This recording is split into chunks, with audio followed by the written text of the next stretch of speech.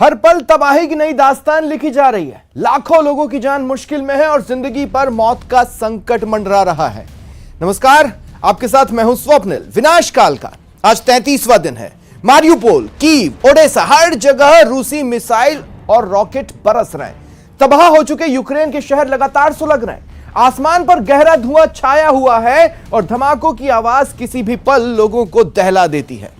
उधर यूक्रेन के पश्चिमी छोर से नाटो ने दबाव बढ़ाना शुरू कर दिया है, लेकिन रूस पर इन सब का कोई असर पड़ता नहीं दिख रहा। डर है यूक्रेन के बहाने रूस और पश्चिमी देशों की यह बढ़ती तनातनी विश्व युद्ध में तब्दील न हो जाए।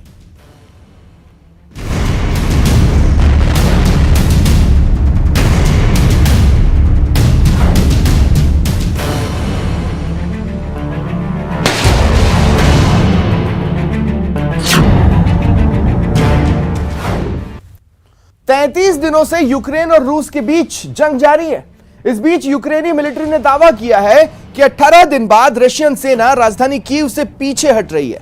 रूसी सेना ने 10 मार्च को कीव को 3 ओर से घेर लिया था। हालांकि रूसी सेना अब उत्तरी हिस्से में रीग्रुप हो रही है।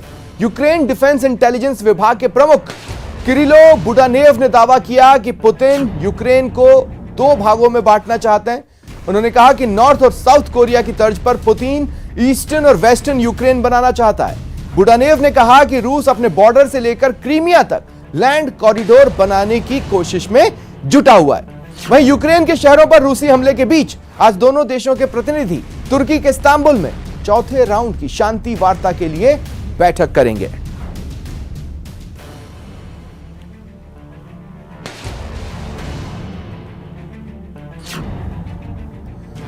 अब जब 32 दिन बाद भी पुतिन अपने मिशन से दूर हैं, तो एक सवाल बार बार पूछा जा रहा है, क्या पुतिन ने यूक्रेन पर आक्रमण करने से पहले वहां के लोगों की बहादुरी और देश के प्रति प्रेम के जज्बे पर विचार नहीं किया था? सवाल इसलिए क्योंकि रूसी सेना को यूक्रेन की फौज और वहां की जनता का जबरदस्त प्रतिरोध झेलना पड़ रहा है।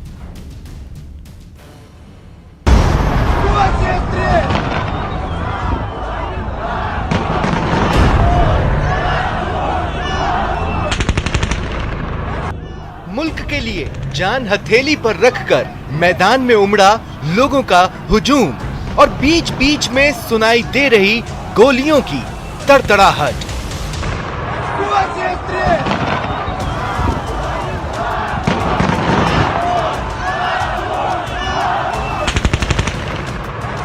सफेद धुएं का गुबार, फायरिंग, लेकिन वतन परस्ती का जज्बा मौत के खौफ पर भारी है। इस प्रदर्शन में समाज का हर तबका मौजूद है।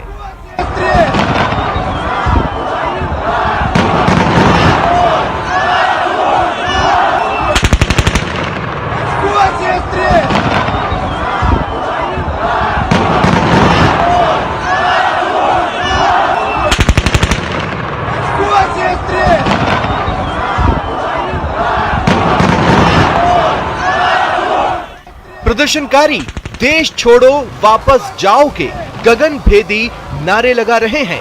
उधर आजादी की आवाज का गला घोटने वाले अत्याधुनिक हथियार थे, टैंक, मशीन गन, मोर्टार। इधर सरफरोशी की तमन्ना।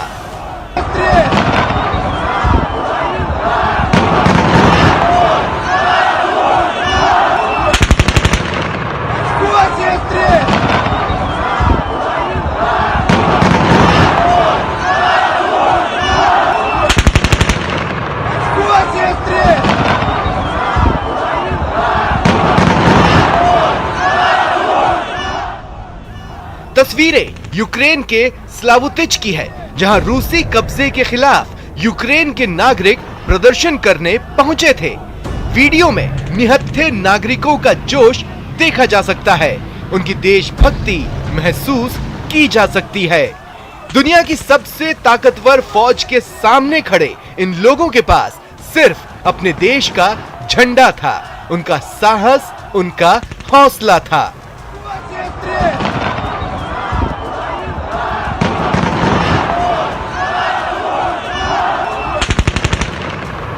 यह घटना उस प्रभावशाली प्रतिरोध को दर्शाती है जिसका सामना रूसी सेना करती आ रही है, उन सभी जगहों पर जहां उसने सैन्य जीत हासिल की है। 25,000 की आबादी वाला स्लावुतिच चेरनोबिल के आसपास है। वो चेरनोबिल जो 1986 में दुनिया में सबसे खराब परमाणु आपदा स्थल था। 24 फरवरी को आक्रमण शुरू होने के तुरंत बाद ही इस संयंत्र को रूसी सेना ने अपने कब्जे में ले लिया था। बार बार की धमकियों के बाद रूसी राष्ट्रपति ने 24 फरवरी को सैन्य आक्रमण को हरी बत्ती दी, इस यकीन के साथ कि घुसपैठ संक्षिप्त होगी और जेलेंस्की की सरकार को समाप्त कर देगी। लेकिन इनमें से कुछ भी नहीं हुआ। पुतिन को यूक्रेनी सेनाओं की रक्षा शक्ति की उम्मीद नहीं थी और न ही अमेरिका और पश्चिमी शक्तियों के प्रतिबंधों की।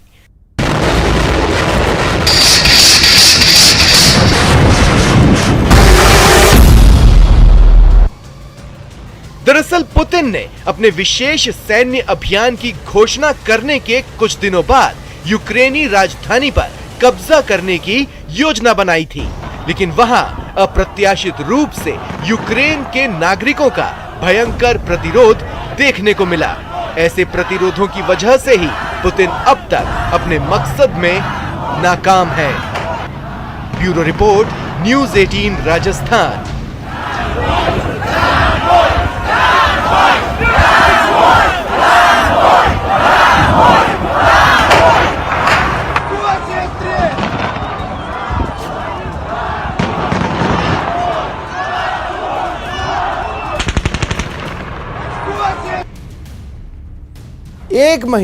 एक महीने से ज्यादा बीत चुके हैं। रूस और यूक्रेन में जंग एक महीने बाद भी जारी है। अब तक दोनों पक्षों के बीच हुई वार्ता का कोई सार्थक नतीजा नहीं निकला है। रूस और यूक्रेन के प्रतिनिधि मंडल के बीच अब 28 से 30 मार्च के बीच तुर्की में वार्ता होनी है।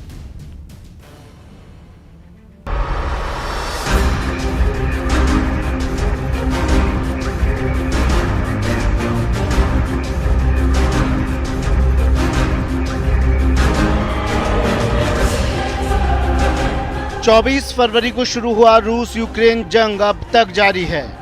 यूक्रेन के कई शहर पूरी तरह से बर्बाद हो चुके हैं। हजारों लोगों की जानें जा चुकी हैं।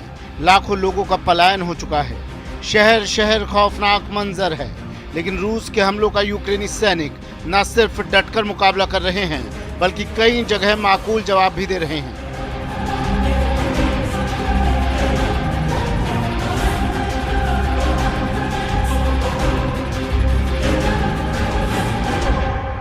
जी हाँ, अमेरिका और नाटो देश लगातार यूक्रेन को हथियार मुहैया करवा रहे हैं, जिससे रूसी सेना को भी यूक्रेन के अहम शहरों पर कब्जा करने में खासी दिक्कतों का सामना करना पड़ रहा है।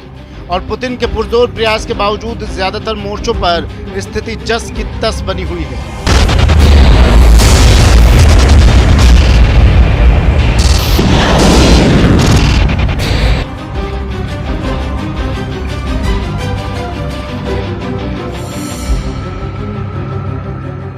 ये बात और है कि रूस की सेना वापस लौटने को तैयार नहीं है। हालांकि यूक्रेनी राष्ट्रपति नाटो में शामिल होने की जिद छोड़ चुके हैं, लेकिन कई मुद्दों पर दोनों देशों में सहमति नहीं बन पाई है। ऐसे में रूस और यूक्रेन के प्रतिनिधिमंडल के बीच अब 28 से 30 मार्च के बीच तुर्की के इस्तांबुल में वार्ता होनी है। दोनों पक्षों ने यहां मिलने का फैसला किया है।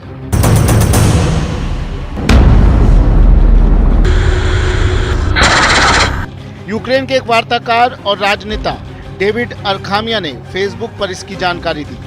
रूस के प्रमुख वार्ताकार व्लादिमीर मेडिंस्की ने तुर्की को अगली शांति वार्ता के लिए एक लोकेशन के रूप में कंफर्म किया है। व्लादिमीर मेडिंस्की ने कहा कि शांति वार्ता 29 मार्च से शुरू होगी और 30 मार्च को समाप्त होगी। तुर्की के राष्ट्रपति एर्दोगन ने कहा कि रूस और यूक्रेन के बीच 6 वार्ता बिंदुओं में से 4 पर सहमति बन गई है।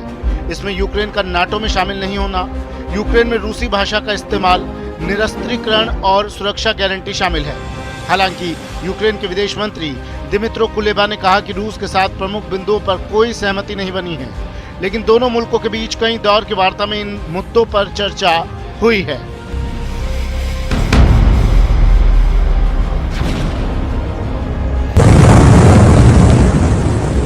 रूस यूक्रेन के बीच अब तक 28 फरवरी, 1 मार्च और 7 मार्च को शांति वार्ता हो चुकी है, लेकिन सुलह की राह नहीं निकल सकी। सोमवार की मीटिंग से पहले तुर्की के राष्ट्रपति अर्दोगन ने कहा कि 6 पॉइंट में से 4 पर दोनों देशों के बीच सहमति बन गई है, जिसमें यूक्रेन के नाटो में शामिल नहीं होने की शर्त भी शामिल है। इसलिए तुर्की में होने वाली रूस यूक्रेन वार्ता पर दुनिया भर की नजरें टिकी हैं और इसकी वजह भी है, पहले दिन से इस युद्ध पर परमाणु हमले का खतरा मंडरा रहा है।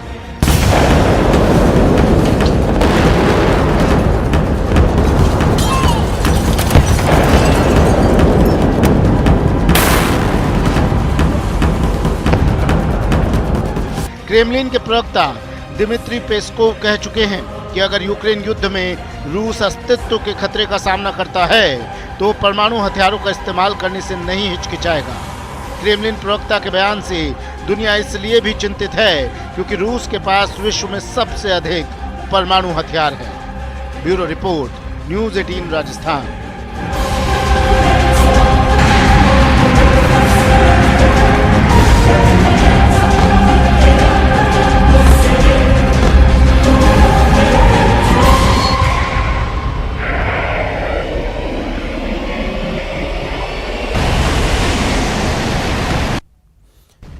और इस बीच पुतिन की राइट हैंड मिस्ट्री यानी दाएं हाथ के रहस्य की पूरी दुनिया में चर्चा हो रही है। पुतिन के दाएं हाथ के रहस्य पर कई देशों ने शोध भी किया है। अब धीरे धीरे पुतिन की इस चाल पर पूरी दुनिया में चर्चा होने लगी है। यह रिपोर्ट देखिए।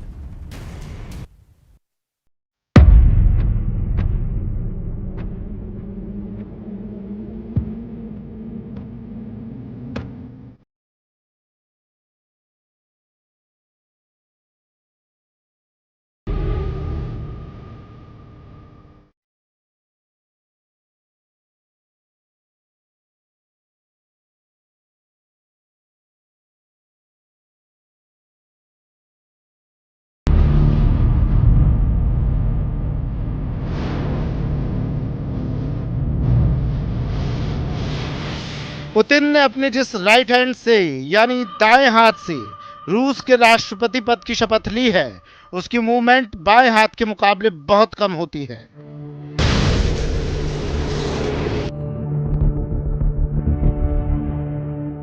ये देखकर और जानकर आपको हैरानी होगी कि दुनिया के 3 देशों के वैज्ञानिक पुतिन के राइट हैंड पर रिसर्च कर चुके हैं।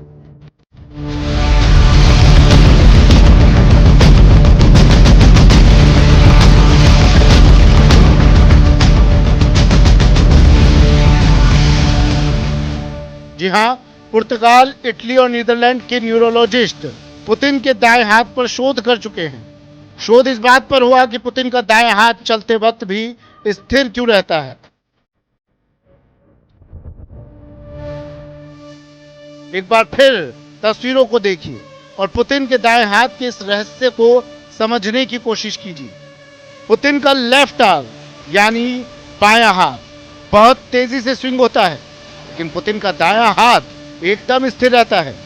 पुतिन की सैकड़ों तस्वीरें इस बात की पुष्टि करती हैं कि पुतिन की चाल में कोई बड़ा रहस्य छुपा हुआ है। जी हां, अगर आप नोटिस करेंगे तो पाएंगे कि जब रूसी राष्ट्रपति चलते हैं तो उनका दाहिना हाथ बाएं हाथ की बनिस्बत बिल्कुल कम हिलता है, जबकि वो अपने बाएं हाथ को खूब मूव कराते हैं। तो सवाल ये कि वो ऐसा क्यों करते हैं? क्या पुतिन के दाएं हाथ में कोई दिक्कत है या फिर इसके पीछे कोई राज छुपा है?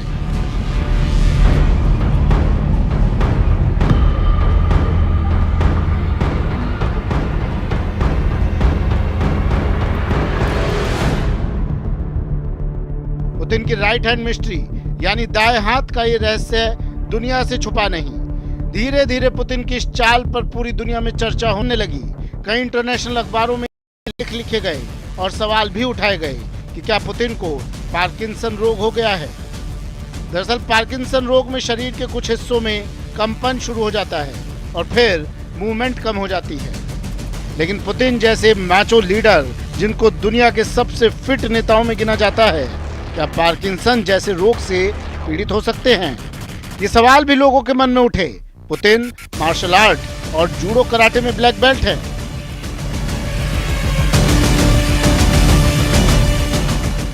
पुतिन शेर का शिकार करते हैं। पुतिन स्कूबा डाइविंग करते हैं।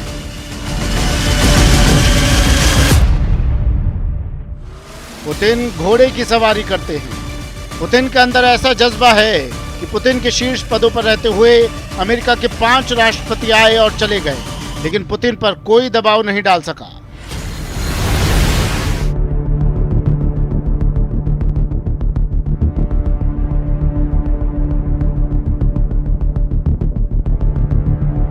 पुतिन रूस के राष्ट्रपति बन गए, लेकिन हथियारों से खेलने का उनका शौक नहीं गया। क्लाशिनिकोव स्नाइपर राइफल से निशाना लगाते हुए ये तस्वीरें देखिए। ये सब पुतिन के वो शौक हैं जो पुतिन की पर्सनैलिटी को दूसरे राजनेताओं से बेहद अलग बनाते हैं।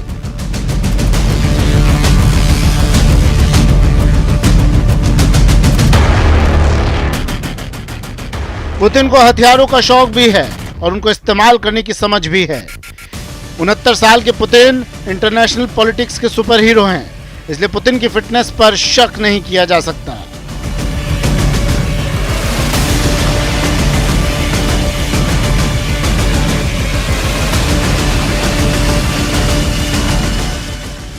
रिसर्च के लिए पुतिन की सैकड़ों वीडियो खंगाली गई। पुर्तगाल, इटली और नीदरलैंड के 3 न्यूरोलॉजिस्ट ने पुतिन के बॉडी मूवमेंट्स पर शोध करके साल 2015 में बताया कि पुतिन को पार्किंसन बीमारी नहीं है।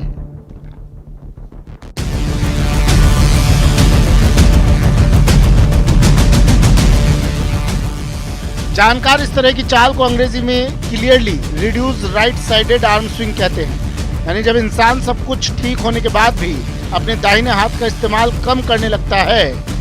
न्यूरोलॉजिस्ट कहते हैं कि अटेंशन यानी हमेशा सजग रहने की प्रक्रिया का हिस्सा है। जो लोग हमेशा सजग रहते हैं तो वो अपने दाएं हाथ का इस्तेमाल कम करते हैं। तो फिर पुतिन के ऐसा करने के पीछे की कहानी क्या है?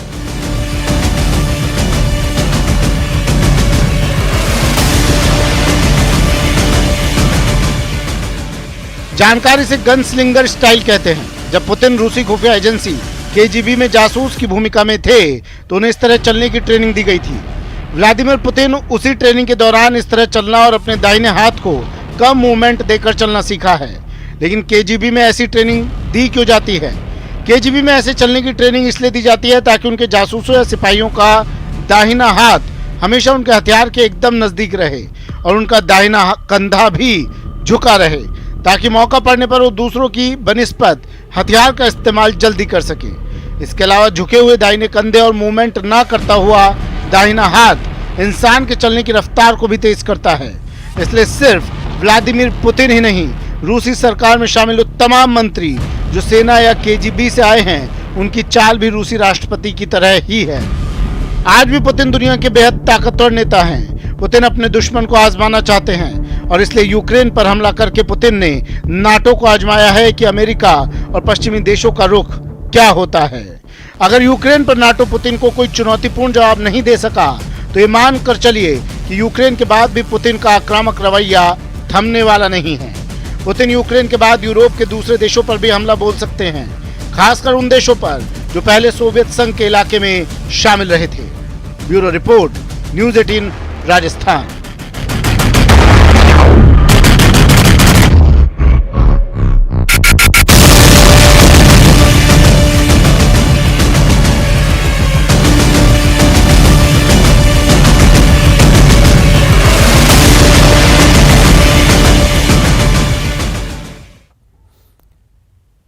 फिलहाल इतना ही। नमस्कार।